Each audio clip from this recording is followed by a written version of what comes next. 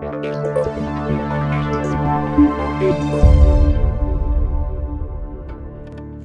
everyone, welcome to the Stride to Freedom podcast. My name is Russell Benaroya, and I'm the co-founder of Stride Services, a virtual back-office bookkeeping and accounting firm serving hundreds of clients around the United States. This podcast is designed to help small business owners focus on growth and innovation. In other words, focus on those things that inspired you to start your business in the first place. We call it your Genius Zone. We do our job on this podcast when business owners feel like they have the trust and confidence to build the right team of partners around them that will help them grow. Thanks for joining. Let's go.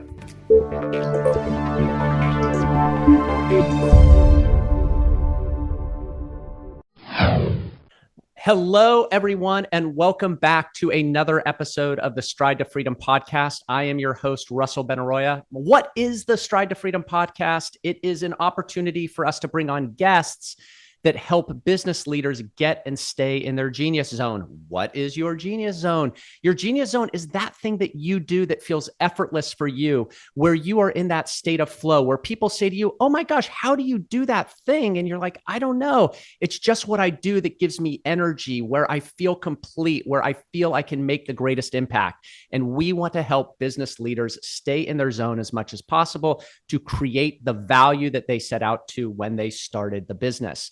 The Stride to Freedom podcast is brought to you by Stride Services. We are an outsourced back office bookkeeping, accounting, and fractional CFO services firm for high growth professional service companies. What is our Genius Zone? Our Genius Zone is helping our clients use data to make better business decisions. That is where we get energy. That is where we thrive. Okay, enough about that. Let's get on to the show. Today, our guest is my good friend, Elliott Neff, founder and CEO of Chess4Life. How are you, Elliott? Thank you, Russell. I'm doing great today, and it's always good to connect with you. Oh, such a pleasure. Now, why would I have a company on the podcast that teaches kids chess? Why would I have them on the Stride to Freedom podcast? Well, because chess might be the game that Elliott teaches. What he really teaches and what his company is uniquely equipped to guide on is the skills of life. The skills of life. And there is so much for us to learn as leaders about how we lead ourselves. And Elliott has chosen the vessel of chess to teach kids and youth how to better manage and lead themselves so that they can become great leaders in whatever they choose to do. Now, Elliott is also a national master in chess. And who doesn't want to talk to a national master in chess? So he's going to tell us more about that. Second, he is an extraordinary entrepreneur who made a major pivot during COVID, which we'll get to hear about. Third, he is the author of a book called A Pawn's Journey. And fourth, he is just a great guy. So is that enough? Is that enough accolading? I was trying to see who you were talking to here a sec, Russell. I'm telling you, it's such a pleasure, Elliott. Okay, so let me fire off a few quick questions, and then we'll get into the business of business. You live in South Dakota now, right? I do. And yes. Surprise, I used to live in this greater Seattle area. And just in the last 2 years during the COVID pivot, realized we could live anywhere to accomplish our mission. And we picked the center of the country. And for the chess players out there, we teach a principle called control the center of the board. So I was living in the corner of the US and decided to move to the middle to follow my own chess advice. I love it. You're already teaching us through chess. What is, so of course there's probably good entrepreneurial energy in South Dakota. For those of us that haven't been there, I haven't, but I'm curious, what's it like living there? So South Dakota is a little bit of that best kept secret that they want to keep kept secret. Most people don't know, and I'll share it here, so don't tell anybody. But Sioux Falls is the largest city in South Dakota. I live right on the edge of it, and there's over 100,000 people in this metropolis, whatever you want to call it. And it's actually state of the art when it comes to medical services. A lot of people are actually retiring here. And why did I pick it? Well, it's a nice regional airport. Easy in and out, not quite like Seattle. Sorry. I had my days in Seattle, but I can literally hit anywhere in the country through this regional airport in at least, 1 to 2 flights. Love that fact. I have accessibility. We live on 10 plus acres, and my kids are now experiencing a country style life that I had as a kid and valued, and my wife did also. And so it was a bit of a personal move here, really. We could really move anywhere. And we picked this beautiful, I call it beautiful. Some people don't think of it as beautiful, but I see the beauty here and loving it. Oh, I'm so happy. And you're building chicken coops. Right? You picked up on a little hobby. My 10-year-old daughter, she's actually raising chickens and selling farm fresh eggs. And it's a little bit of an entrepreneurial journey for her that she's loving, with a younger brother helping out, who she pays. There's so many things, almost anything in life. If you look at it through a certain lens, you can learn from it. You can have fun with it and just find what you love doing and press into it. So good segue into chess. Tell me a little bit about your chess journey and how you translated that into chess entrepreneurship. Love to. Going way back, I learned how to play chess with my dad. He put me in a tournament when I was 8 years old, and that was the hook that led to me loving the game of chess. I enjoyed it before then, but competition, I was like, I can do this. And I set out to try to do it. And one of the stories I like to share is that I studied so hard for that whole year. I came back to that same tournament. I did my best. And guess what happened after a year of study? I did not win it.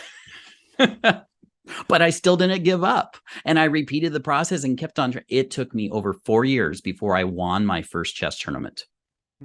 But that perseverance that I learned was a huge part of my life. I heard someone once say, there's just one rule about succeeding in business. There's only one.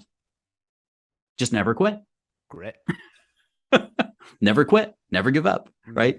And so anyway, I competed as a kid. I became a high school state champion. I had a big dream to achieve that, a story in its own right.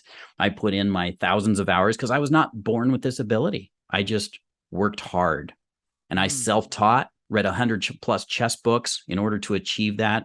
We didn't have the resources to pay, professional coaches. So it was really self-teaching and learning from all my opponents as I played. So that was the start to my chess journey. What was it about chess that unlocked this kind of perseverance and commitment and desire? Because that's quite unique. If some people spend so much of their life trying to find that thing they want to go all in on. I appreciate you asking that question. And I don't often talk about this piece, but I think as I reflect upon it, I think this had a huge part to do with it. My dad was a high achiever. He was, black belt in judo. He was first French horn for San Jose State Symphony. He was on they won gold medal in pistol shooting when he was in the police Olympics and things like this. He was always saying, if you're going to do anything at all, do it to the best you can be. But with that mindset, it was really hard to get his approval. And I think there was an aspect in me that said, I want my dad's approval. And I can compete in chess. I'm getting better than my dad. He's encouraged me in this. So I think there was a little bit of that going on, even though the majority was just, I wanted to win. I had this desire to win, this passion to win, and I was willing to go through whatever it took. In fact, something I learned in my own process, which I've translated into lessons we teach to thousands of kids now, is that importance of having a dream, setting a goal, but much more important than the goal is committing to the process. And so I set a goal of being high school champion and a national master. And I said, I'm willing to commit 4 hours a day on chess study to get there. And I literally wrote down the hours to commit, to fulfill my commitment. And if I messed up on a day, I didn't beat myself up, but I kept on at it. And after several years of that level of commitment from age 12 to age 16, I was indeed Washington State High School champion, national master strength, and represented our state nationally. And the key there that I would translate to everything that we do is actually talked about in our first life principle. You can win, you can draw in chess, that's a stalemate, nobody wins. Or what else can happen, Russell? You can lose. Well, almost. You can learn. You can learn. Right. Exactly. We've just done this play on the words, and we call it the win, draw, learn mindset. Because where in life do you go where you don't experience loss of some kind? But are you willing to embrace it? Are you willing to develop that growth mindset, that grit, that, you know what, no matter what happens, I'm not going to give up. It feels bad and there's pain, but what did I learn from it? Right? Without pain, we don't often learn some things. So let's learn to embrace that process and use it to propel our progress.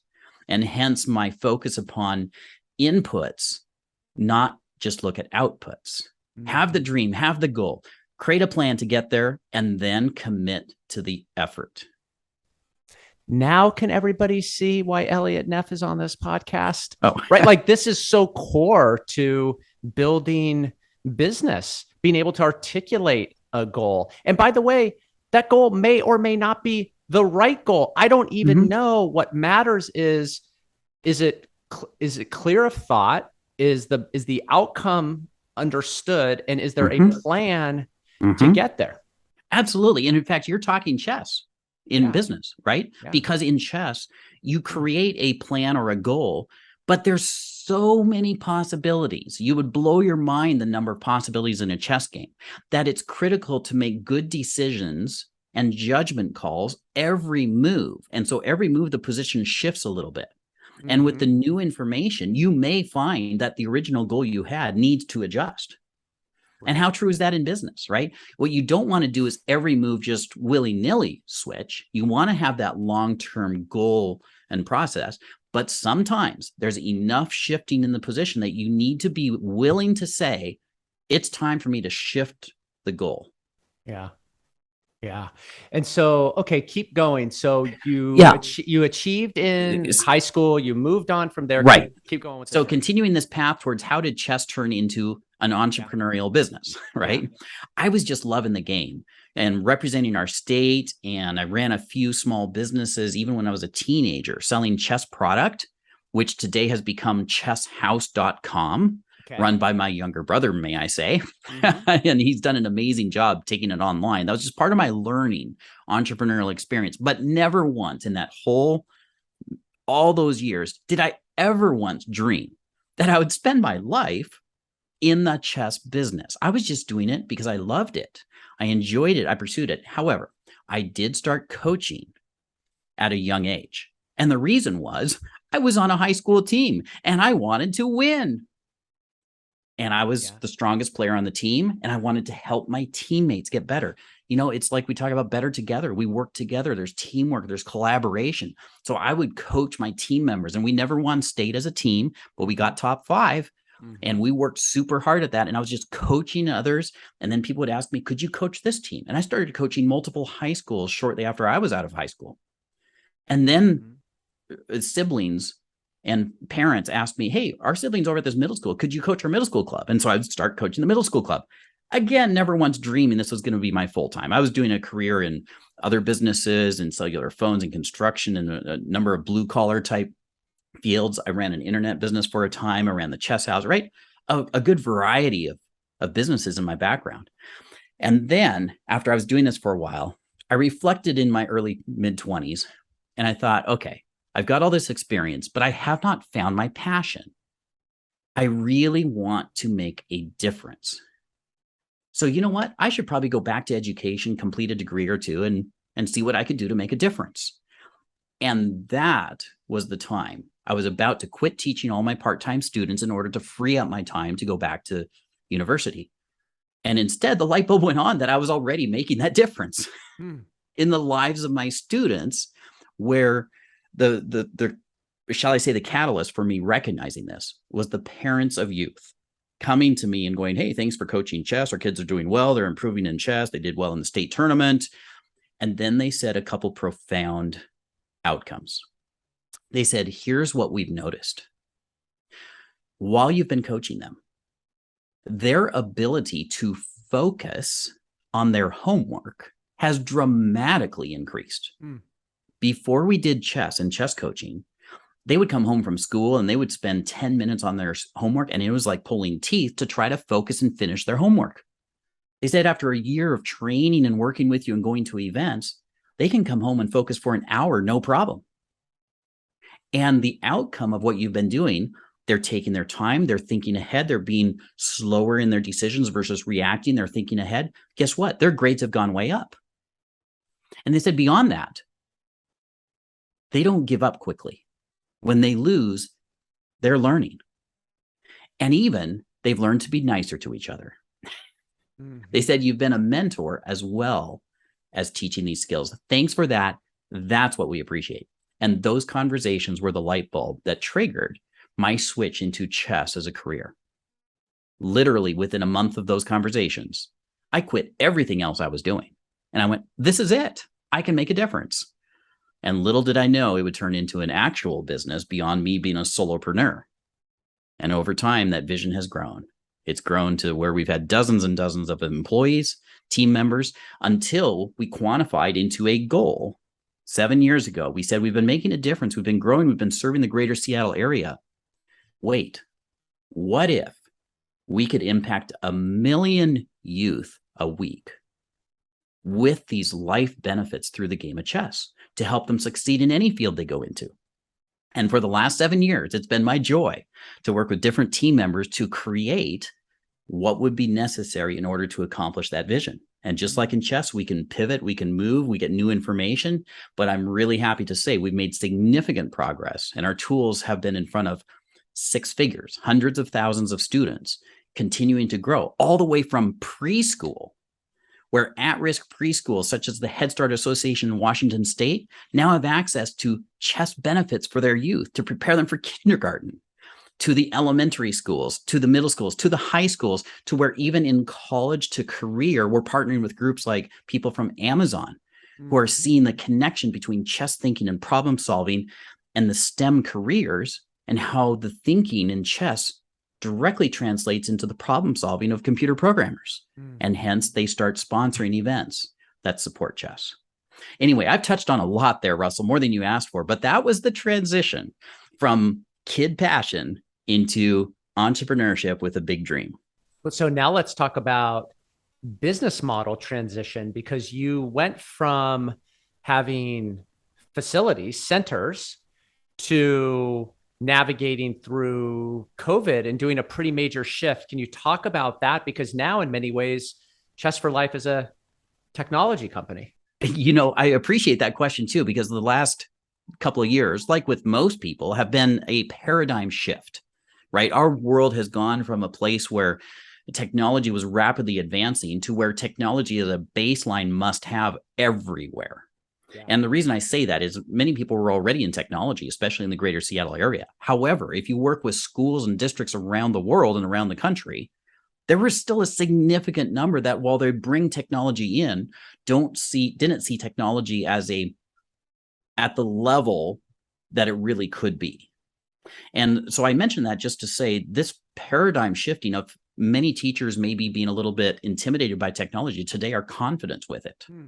And it took this COVID disruption for that leap forward in capability, which is fascinating. Now, how that affected Chess4Life, in our mission to impact 1 million youth over the last 7 years, we had started building out some technology because we knew that to scale, we would need to have the tools to empower educators around the world to bring the benefits to their youth. I'm not going to hire coaches in every state, city, town, country, right? But we can empower others who already are good with kids to do so.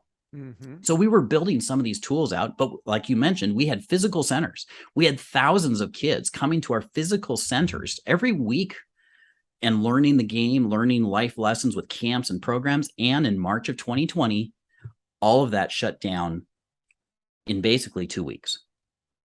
And we had to pivot and pivot fast. And huge hats off to my team.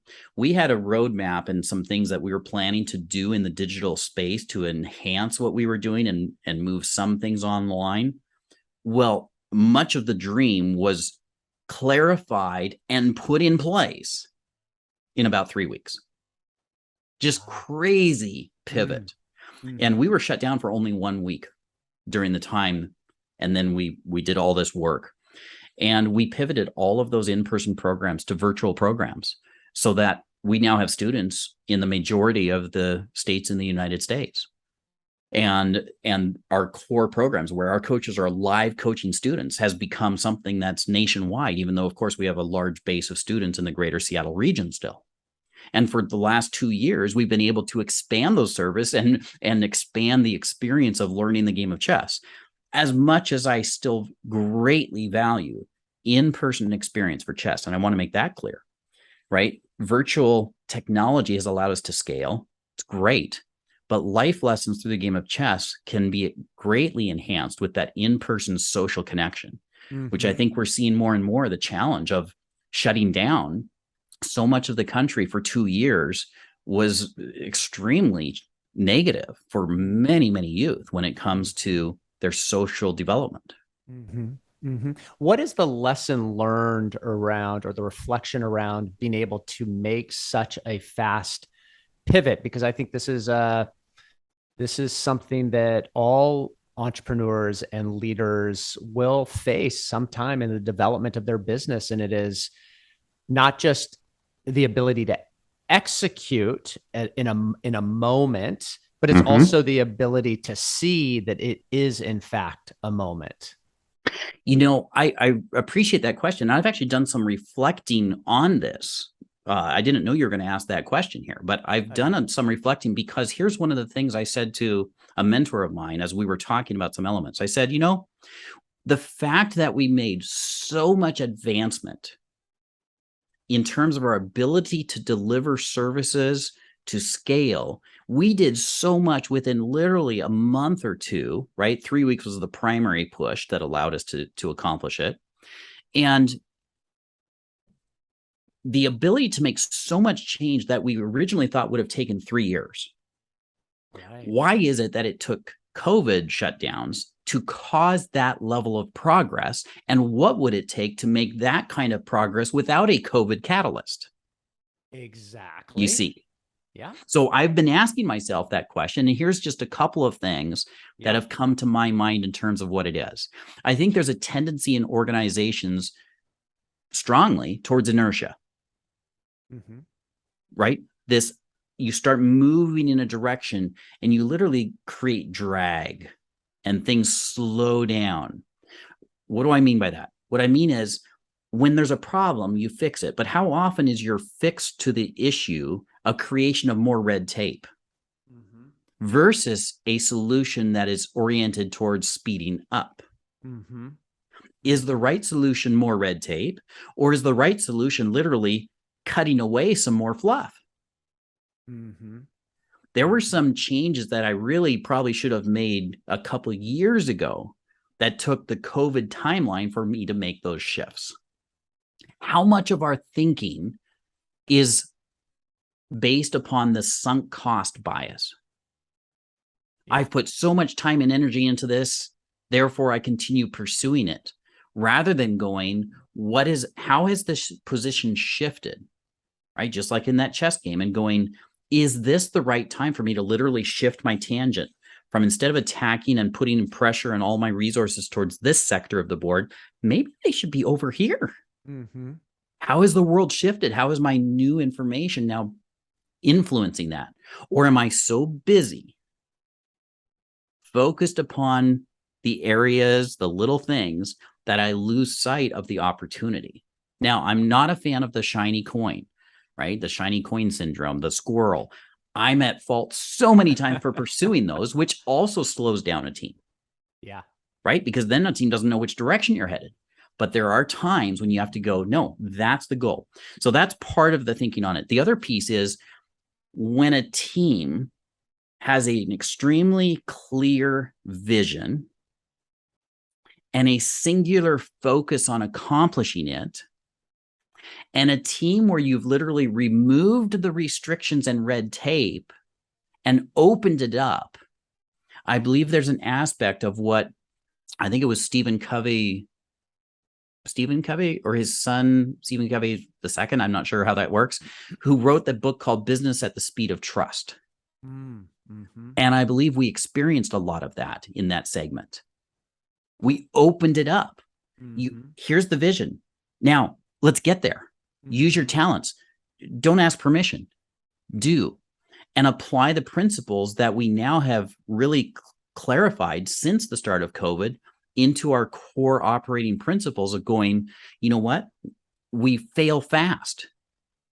You see, fail is just an acronym for first attempt in learning. Let's do it fast. Let's learn fast. Let's move quickly. Let's not be afraid to make mistakes. Of course, we strive for excellence, but let's not be afraid of the mistakes, because those mistakes is going to be some of the best learning we can do. You see? And so fail fast and work better together. Who's got the unique ability in this area? Okay, do your skill here. Toss the project to this person. We get ego out of the way. It's a we approach, not a me approach. So those are just some of the reflection points I've had, and I've not finished it, right, in terms of the learning. But as you pointed out, I was literally asking myself that question because I thought, imagine the progress we could make in our businesses if it did not take a COVID situation to be the catalyst for such positive change. 100%, 100%. I think Peter Thiel has, this is definitely not a quote, but I know he's a challenger of people that are like, oh, this is a 5-year vision. He's like, yeah, get it done in 6 months. And it's amazing what's possible with that, right, with that pressure and the impetus for action, or the bias for action. What I'm curious about, when you said a really clear vision that everybody gets around, for this particular shift that you were making during COVID, was this a clear vision for like the next 3 months or the next 6 months? Like, when you say vision, was it just the distance enough that people could be like, oh, yeah, that mountaintop, that's pretty clear? Or was it grander than that? So glad you asked that, because absolutely it was a short-term vision that aligned with the long-term vision. So it was like, okay, here we are. We've served these thousands of students in person. They're going to be shut in. We need to continue serving them. We've got to figure out how to do it remotely. How do we effectively do that? And at the same time, not denigrate ourselves and lose sight of our core mission of teaching life through the game and just become a digital chess company. So that was the guardrails. How do we do it virtually? And how do we continue to incorporate our purpose of bringing life skills through the game? By the way, you mentioned Peter Thiel. Did you know that he was a very strong chess master as well? I did not. He did. No. He is. Okay. Yeah, founder of PayPal, right? Yeah. And such. Yes. As a kid, he competed in chess, and look at what he's done to apply that kind of strategic thinking in business. Yeah. Great. Glad you drew the link. You've given me a lot to think about. And I hope people that are listening to this are also cycling in their minds. Yeah. What is that clear articulation of a goal that would rally a group of people to execute toward it, with an understanding of what it looks like to get to the top of that mountain, not knowing exactly how to do it yet, but at least consensus around, oh yeah, that's the top of Mount Everest. I see where we're going, top of Mount Everest. Yes. Yeah. Awesome. Okay. What are some of the, oh, please. If I can, let me throw out something that I've learned through the game of chess that I think is critically important in business. Okay.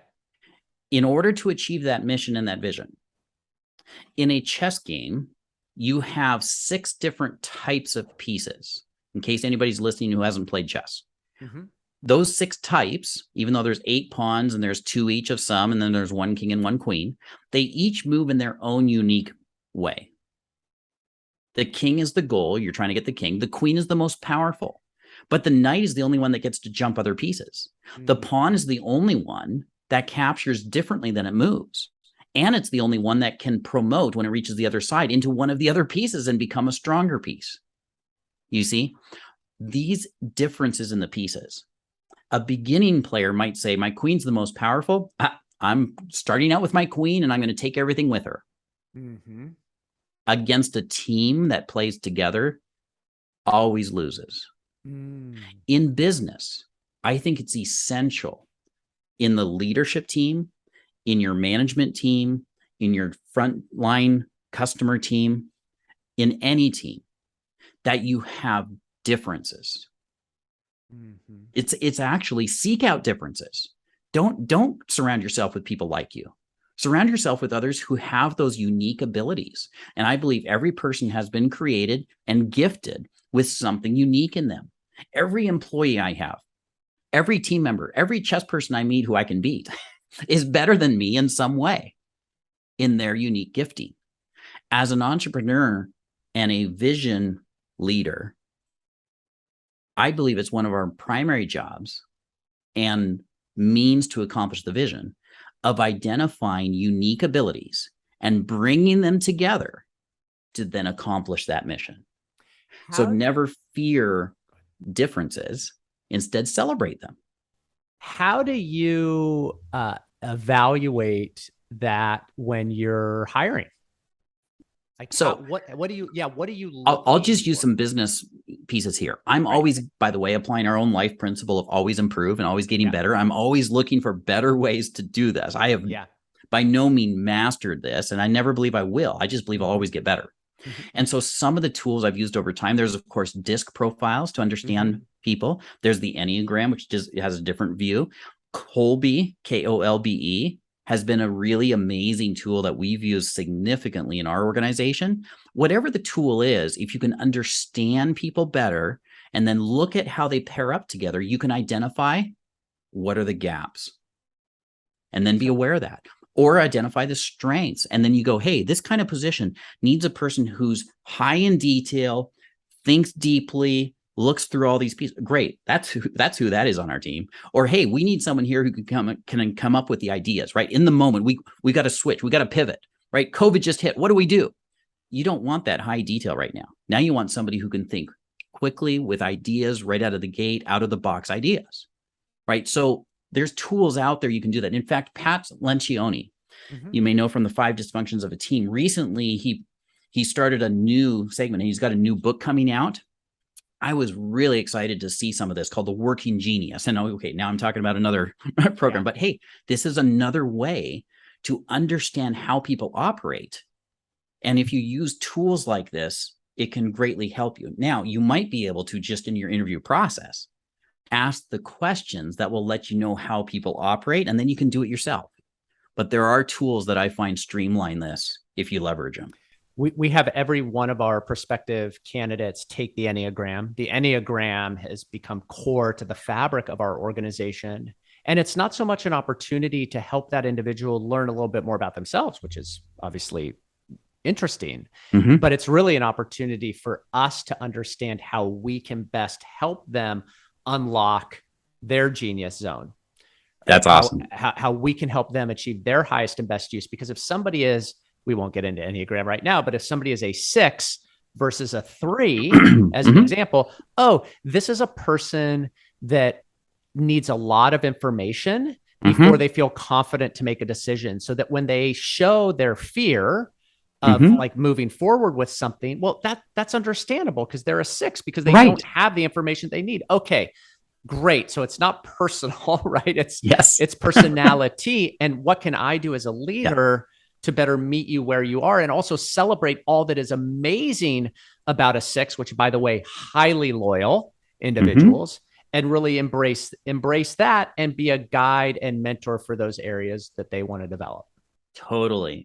And if I may add one other thing I found useful, and for any entrepreneur out there or business leader, something to consider, is I did quite a bit with unique ability, the concept from strategic coach and Dan Sullivan, right? Along with the Kolbe. And one of the questions I love asking people I work with, and I like to ask this question pretty much every quarter, and that is, hey, as you reflect upon the last 90 days, what are the 1 or 2 things you would love to do more of? And what's the 1 or 2 things that you would really love to do less of? Because most of the time you're going to find in their answers the activities that align with their unique skill set and abilities, and the things that are irritating and not good. And guess what? If they're spending their time in their irritating activities, they're probably not great at them. And you probably have a team member who is good at them. So why not just ask the question? Couldn't agree with you more. Yeah, we call it energy gains and drains. Nice. I love that. Same idea. I totally. I appreciate you sharing it. What are some other key learnings that you communicate, guide your students to learn over the course of their experience with you? Thank you. So in terms of, the life skill benefit through the game of chess, let me just mention, we work a lot with elementary age kids. Now, in that space, they're not going to sit there philosophizing about life, right? Or point some percent will be happy doing it. Right. The other ones are like, what are we doing next? Let's move. Let's go. Let's go. Right. What's next? Let's play. And so the experience kids see is really primarily loving the game of chess because of how we teach it, because we teach it in a way that every experience is a positive, energy building, fun activity, not a boring lecture, not a boring, deep thing. It's like one key concept for a couple of minutes. Now let's go practice this and do and play this mini game at doing it. Then we're going to have fun in this competition. We're going to win, draw, learn. But what are we teaching throughout? Here's the habits we're teaching, the healthy habits. One, we're teaching them, right? You're thinking about a move, pause. Let's think about an alternative choice. Okay, impulse control, slow down, think about other choices. What could be better? Two, when you lose a chess game, what a perfect opportunity to learn. That's why we call it the win, draw, learn. And we're going to look through that. And in fact, we'll build that skill by giving them activities where they are going to lose with their partner, but then they switch sides and now they're going to win.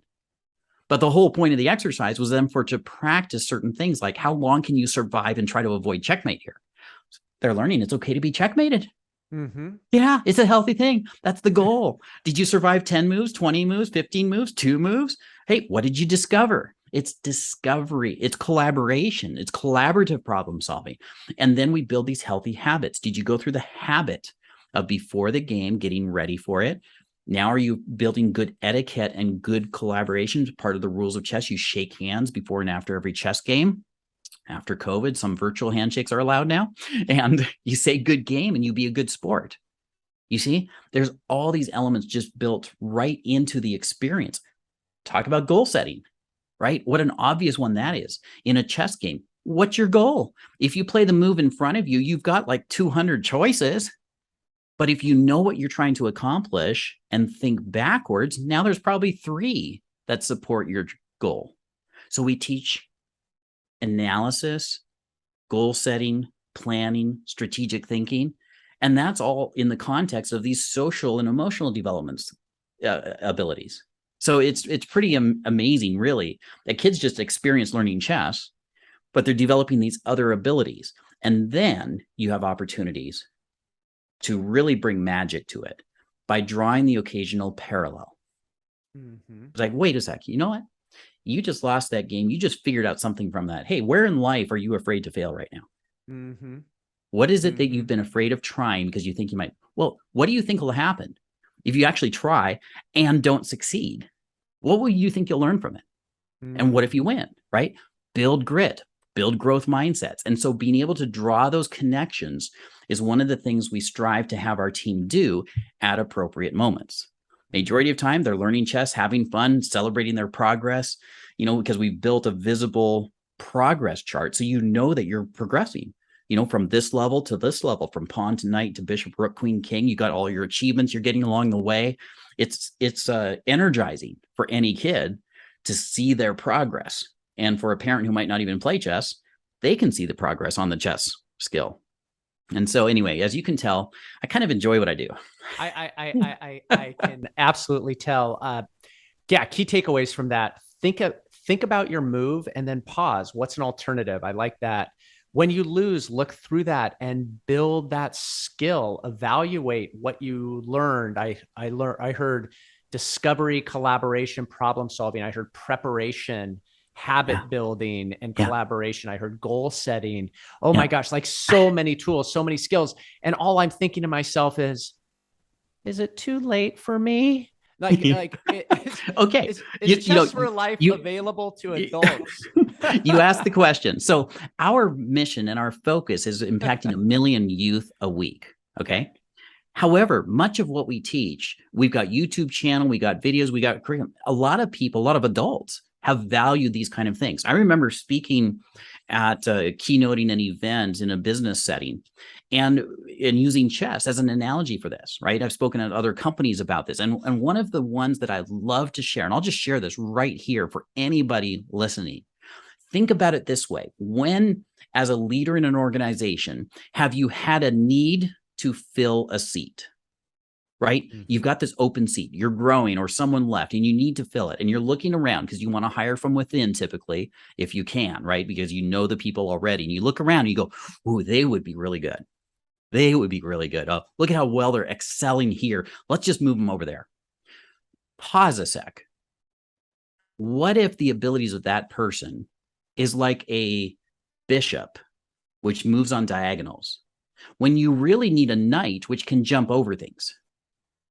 Well, if you try to make a bishop move like a knight, it's not going to go well. Not well. And if you move that person to that seat, it's not going to go well.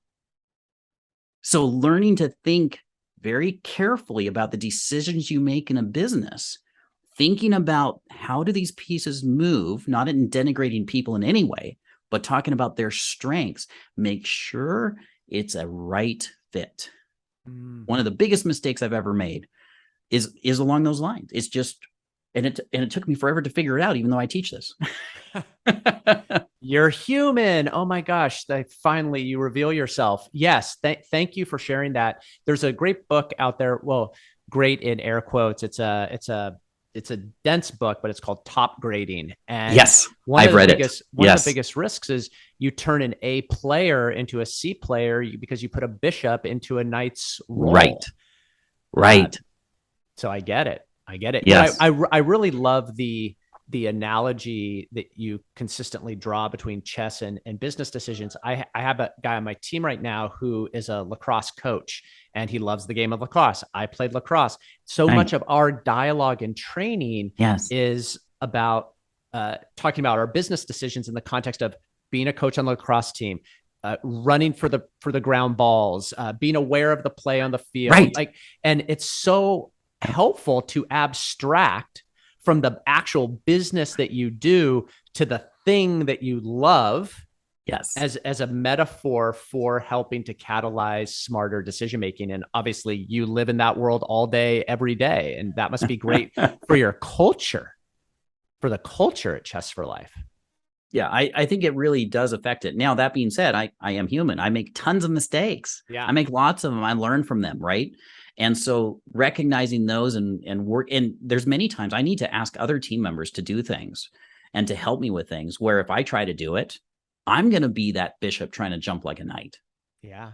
Right. Sure. So recognizing and valuing and utilizing them. Absolutely. I love the fact that these analogies are just truth. Mm-hmm. Right. I'm using chess as the metaphor for them to illustrate them, to make them understandable. But in reality, we're talking about life. And I believe that everybody plays chess in life, even if they don't know how the chess pieces move. Mm-hmm. And the question is, how well are you playing it? Do you play it forward? Do you play it reactively? Do you play it without thinking and just let it happen? Or do you play it intentionally? Yeah. Do you play it scared? Yeah. Yeah. Mm-hmm. Are you afraid of what's going to happen? And so all you do is play defense. Right. There's so many analogies. And to your question about, is it too late? No, it's never too late. It's never too late. In fact, chess is a great game. And here's why I say that. Some people go, well, it's hard for me to learn new things. I'm at an age where it doesn't come easily. My time is limited, etc. Well, the greatest benefits that we're talking about from the game of chess come from the early learning through the few levels. There's a point of diminishing return where becoming a really strong chess player may not be a great life choice. I enjoy the game, and if it's your hobby, fine. But you look at, like we just mentioned, Peter Thiel. He was a master as a kid, but did he pursue it to grandmaster? I think he could have, but he made probably a better choice in not. Mm-hmm. Mm-hmm. What is a scary situation that you've been in a chess match where you recall having to make a bold move, but you were scared or nervous?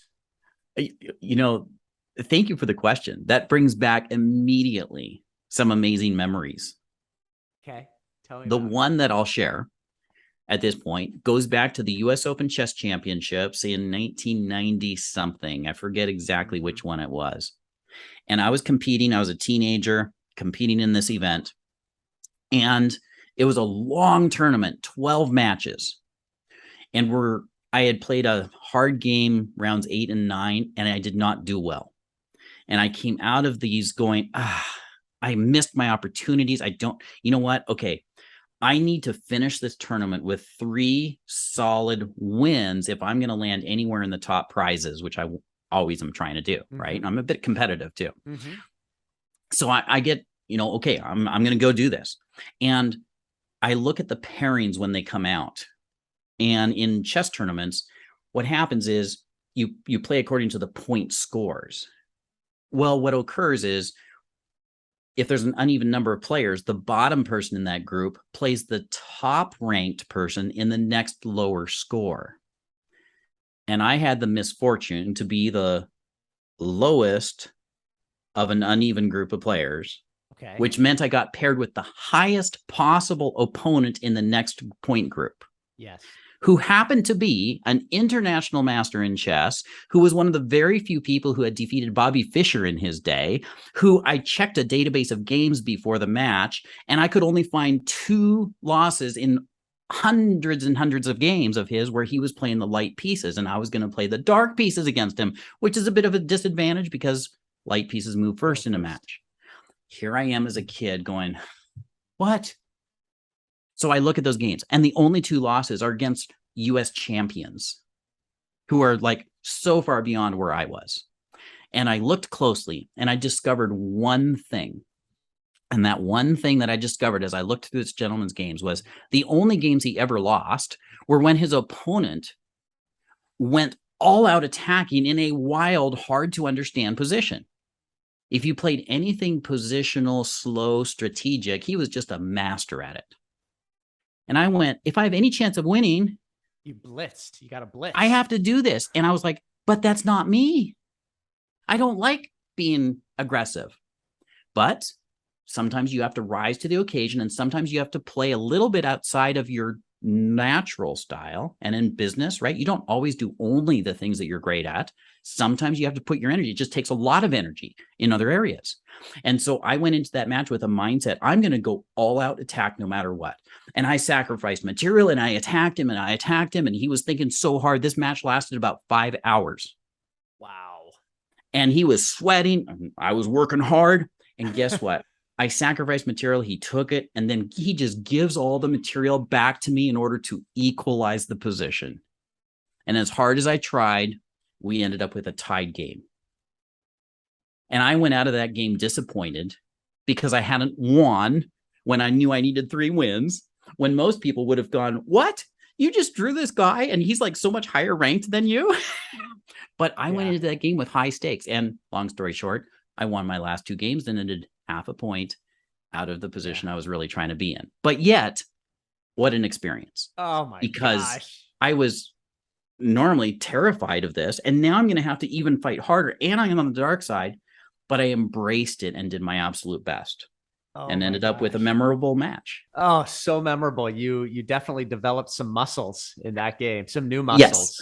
Yes. And from the win, draw, learn. Yeah. So what? I didn't win the prize that tournament. Look at what I developed in experience from doing that. I love it. I love it. Fortunately for all of us, you have chronicled these stories in a fictionalized format in A Pawn's Journey. And so I do want to put a plug in for the book because it's a great book and provides a lot of these key takeaways that you're expressing today. Yeah, thank you. And let me just say, it's A Pawn's Journey subtitled, right? Transforming Lives One Move at a Time. And it's a novel, like you said, but it's truly inspired by many true life stories with little bits changed. Yeah. Thank you, Elliott.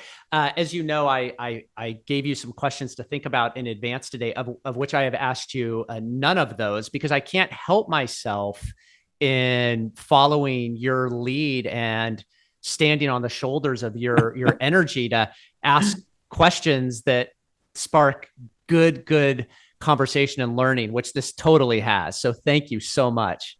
Well, thank you, Russell. It's been just awesome dialoguing here with you, because I get inspired by meeting other entrepreneurs who, like yourself, are really playing chess in business. Yeah. You've given me so much to think about, and I'm hopeful that everybody that listens to this feels the same. And I'm just excited that to apply chess to helping business leaders achieve their highest and best use by giving them other ways to think about the problems before them is such a gift. And it's a privilege to be able to do it. And you being on this show is fantastic.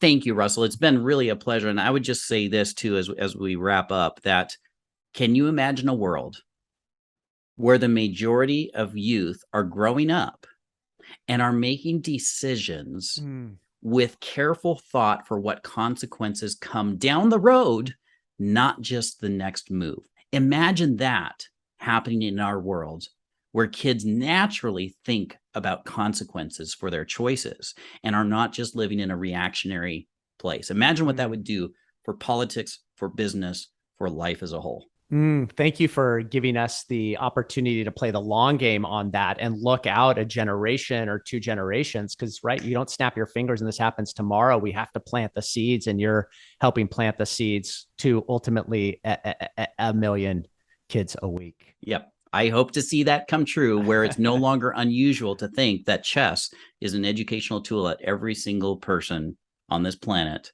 has at their fingertips. Awesome. Well, I will put in the show notes links and resources that people can access. Elliott, thank you again. And thank you, everybody, for listening to this episode of the Stride to Freedom podcast. We will see you on the next show. Have a great day. Thanks. Thanks again, Elliott.